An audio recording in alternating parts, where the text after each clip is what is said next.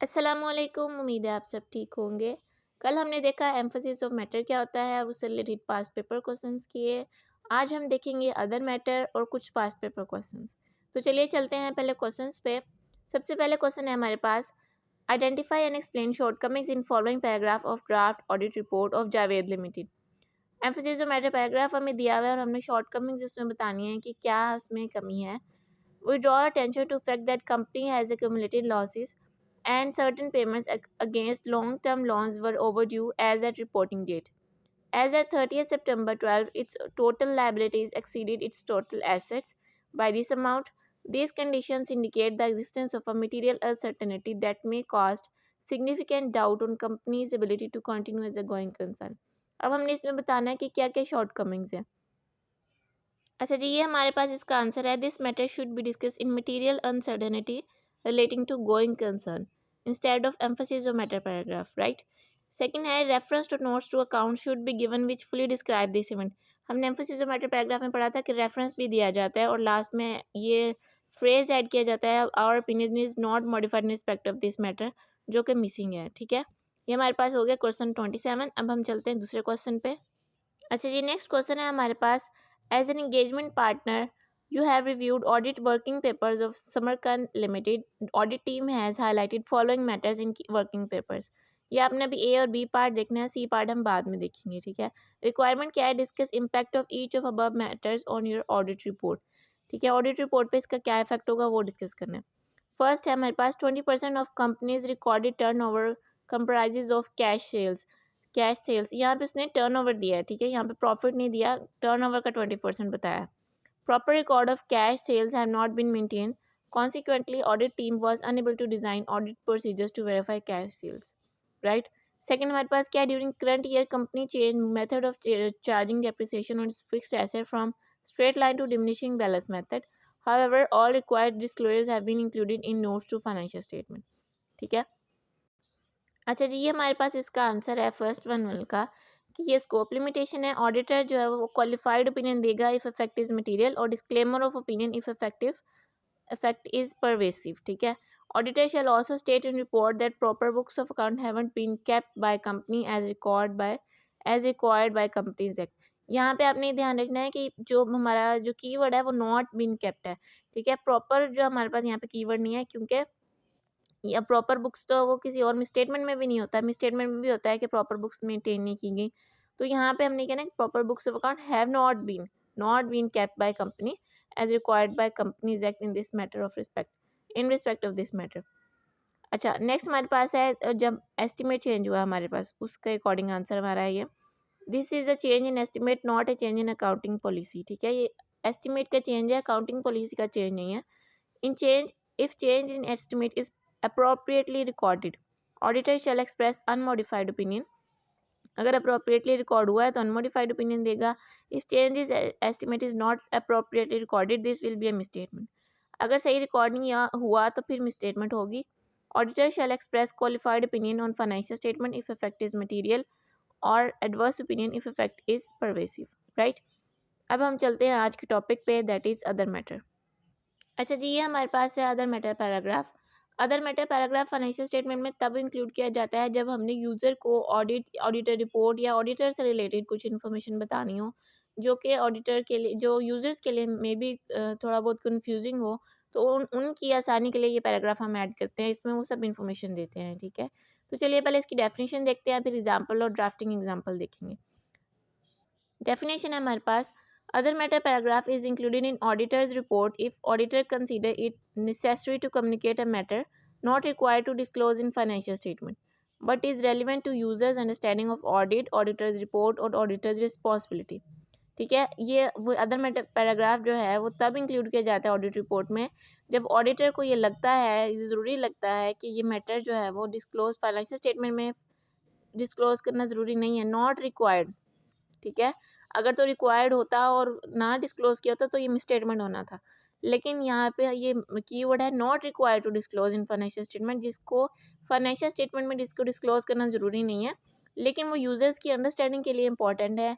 Audit की understanding, auditors report की understanding और ऑडिटर्स की जिम्मेदारियों क्या है उसकी अंडरस्टैंडिंग के लिए ये ज़रूरी है पैराग्राफ। ठीक है, इसकी एक्सेप्शन है provided communication isn't prohibited by law, कि लॉ ने प्रोहिबिट ना किया हो कि आपने ये चीज़ कम्युनिकेट करनी है। फॉर एग्जांपल ऑडिटर्स जो होते हैं वो मेनली तमाम मैटर्स को ही देख रहे होते हैं ना फाइनेंशियल स्टेटमेंट में, तो उनको पता लग जाता है कि ये क्या क्या इसका फार्मूला है। फॉर एग्जांपल कोई भी उनका प्रोडक्ट है तो उसका सीक्रेट फार्मूला भी वो पता लग जाता है ऑडिटर्स को, लेकिन उनकी ये रिस्पॉन्सिबिलिटी है कि उसने उसको डिस्क्लोज नहीं करना है। ठीक है, communication isn't prohibited by law, जब तक अगर लॉ ने प्रोहिबिट कर दिया तो आपने नहीं बताना है उसको। ठीक है, मैटर इजंट अ की ऑडिट मैटर, और जो की ऑडिट मैटर नहीं होना चाहिए। ऑफ कोर्स अगर वो होगा तो वो की ऑडिट मैटर में इंक्लूड होगा। ठीक है, नेक्स्ट हम चलते हैं इसकी एग्जांपल्स पे।